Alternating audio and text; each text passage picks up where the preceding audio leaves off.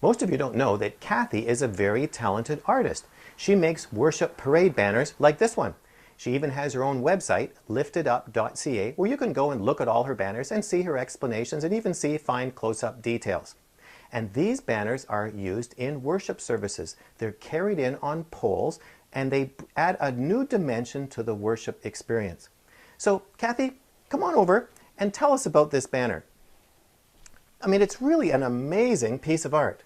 Well, it's not really that good. I made a lot of mistakes, and I just don't make them as well as other people that I've seen make banners. And I don't know, it's just, I'm not that talented. Okay, thanks, Kathy. Now, you see, Kathy thinks she's being humble, but really, it's low self-esteem. You see, she's convinced that what she does isn't very good, so how can she accept a compliment? And how can she ever imagine that God could use her to do something great? And this is all a result of her emotional baggage. You see, she's believing lies that she's a loser, so of course she can't accomplish anything. So let's try this again. Kathy, come on over and tell us about this banner. It's really an amazing piece of art.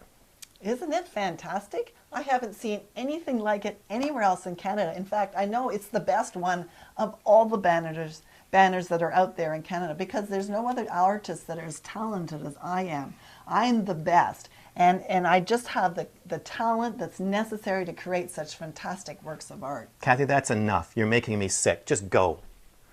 Now that's pride. You see, pride needs to compare itself. See, when someone is proud, they have to compare themselves to someone else to make them look good and the other person look bad. You see, pride is a sin because it puffs you up and it hurts someone else. And it's easy to spot pride because it always is comparing. So, let's try this again. Kathy, come on over and tell us about this banner. It's really an amazing piece of art. Thanks. It is pretty special to me. You know, I really enjoy making banners, and people seem to appreciate them. When they're carried into our services, the presence of God that is represented by the banner just seems to come in with it, and it changes the tone of the service sometimes. And you know, they're not that difficult to make. God's given me a talent, but it's nothing that special. There's no sewing hardly at all in these things. I put the whole thing together with glue for the most part. With glue? With glue. Okay, thanks, Kathy. Now that's the real Kathy. She has healthy self-esteem. You see, she's able to accept a compliment because she enjoys the fact that people love her artwork and she can contribute to a worship service. So she can feel good about herself without comparing or false humility. Now you see, God wants us to have healthy self-esteem as long as we're not comparing or using false humility. In fact, God wants us to feel good about ourselves and to feel valued because that's how He feels about us. We are very valuable to Him and He loves us so much.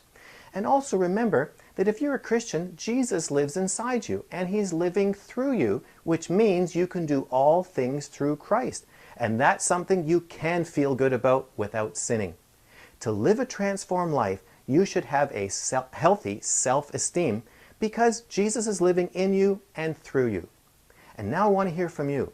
How have you been able to maintain a godly self-esteem and not slip into pride? Just leave your comments in the box below. And if this is your first visit here, you need to get my free self-assessment guide. And to do that, just subscribe to my weekly email newsletter by filling out the subscription form right there.